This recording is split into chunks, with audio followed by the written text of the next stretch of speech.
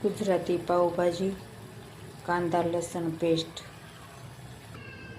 ટમાટર paste, બાફેલું સબ્જી, ટમાટર paste નાખવાની, નમક નાખવાનું,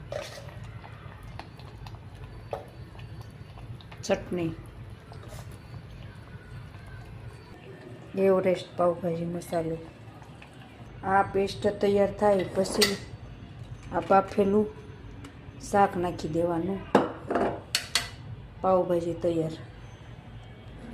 બાકી તો બધું ખોટું, એક તારો માર્ગ હાચો, માયા કેરી ચાદર ઓઢી પગરે કશું નહીં. પ્રવીણ નિગમાગમ શાસ્ત્ર બુદ્ધ